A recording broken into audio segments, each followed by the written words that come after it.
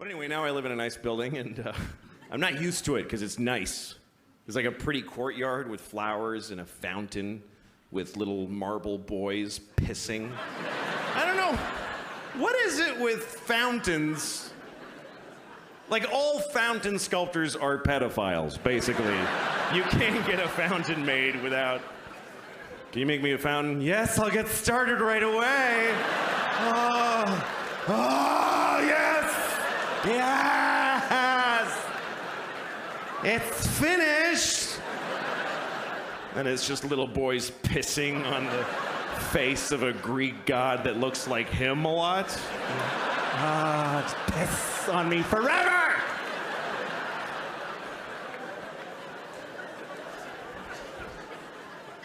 Anyway, there's one of those in the courtyard of my building. And my first week in the building about a year ago, I went down to the courtyard for the first time. And I didn't look too good, you know? It was a Sunday morning. That's my least presentable hour.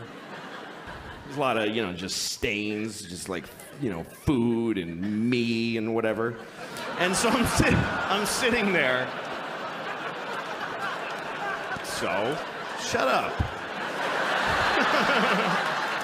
Oh. Anyway, so there I was. I'm sitting on the stone bench of this courtyard and feeling a little out of place. There's these fancy doormen and stuff. And then there's this guy looking at me. I notice he's looking at me from across the courtyard. And he's all spiffy looking. He's got brown shoes and he's looking at me like, I could tell he was thinking I don't live in the building. He thinks I just wandered in off the street and sat in the courtyard. I could tell he's thinking of coming over and dealing with me on his own. And I'm sitting there thinking like, oh, please do that. Yes, please, come on.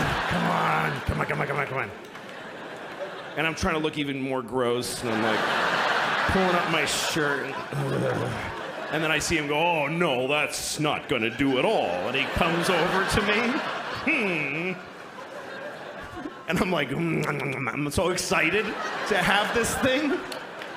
The confrontation where I'm not wrong at all. And he thinks I am.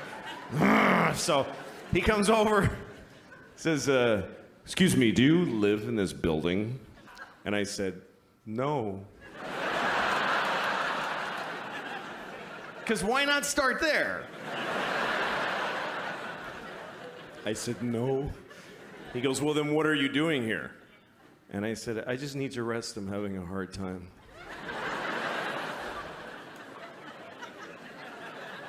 He says, this is private property. And I said, well, I don't really believe in that.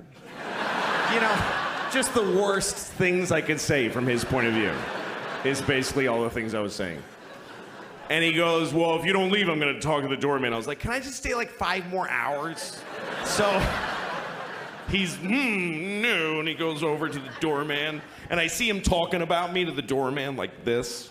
And then I see the doorman going, oh no, that guy lives here. That's okay.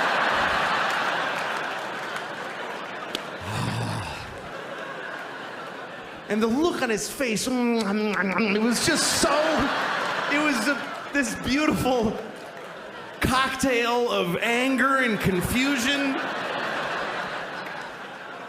It's like I had invented a new way to hurt somebody's feelings. That's how excited I was.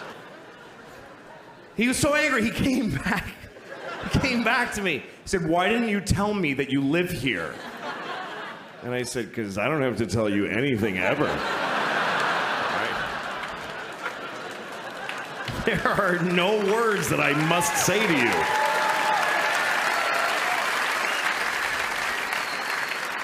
Also, I didn't want to ruin your thing. That's your favorite thing you were doing. You love that! Making people not be places. Also, I make more than you. I just don't give a shit about myself.